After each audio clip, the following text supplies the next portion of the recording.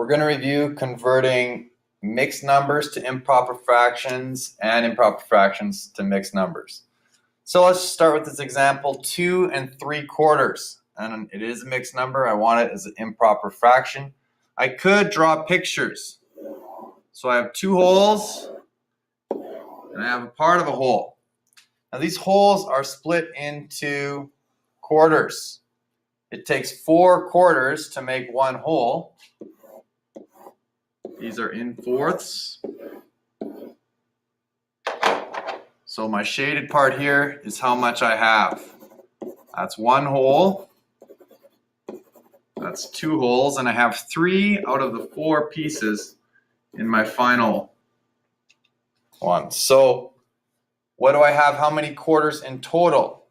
Well, if I were to add those up, I have 1, 2, 3, 4, 5, 6, 7, 8, 9, 10, 11 quarters. 11 fourths, which is the same as 2 3/4.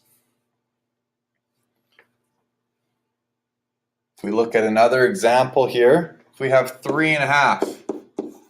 So the holes I have are split into halves. Okay, I have 3 entire holes. So I would have 3 and then a half of a hole. So if I were to split these into halves, because that's what I want to know how many I have of, I have all of these and 1 out of 2 of the last one. So in total I have 1, 2, 3, 4, 5, 6, 7 halves.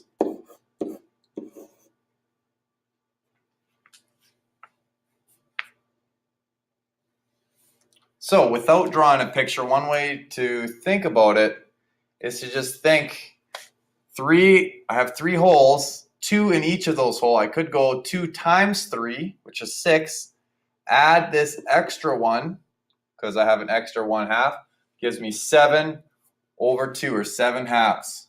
My base will stay the same.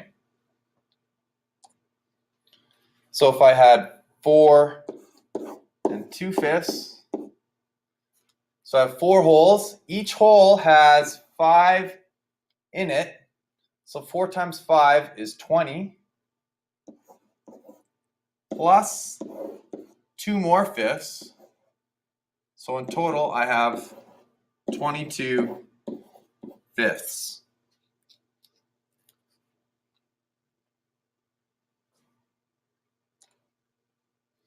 If I'm doing the opposite, going from an improper fraction to a mixed number, I'm doing the opposite operation basically.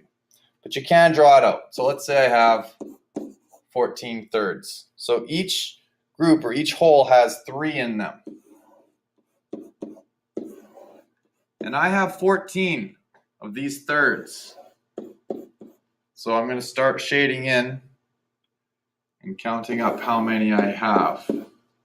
So I have 1, 2, 3, 4, 5, 6, 7, 8, 9, 10, 11, 12 thirds. So I'm going to need one more.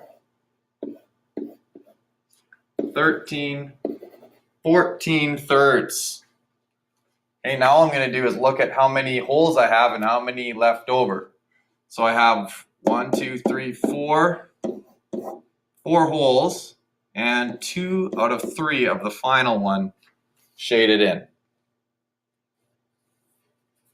So basically what I'm going to end up doing is seeing how many times does this bottom, the hole 3, go into the top 14, or how many pieces you have. So let's look at 17 fifths. You could draw it out in fifths. What I'm going to ask myself is how many times does 5 go into 17, because it would be that many holes.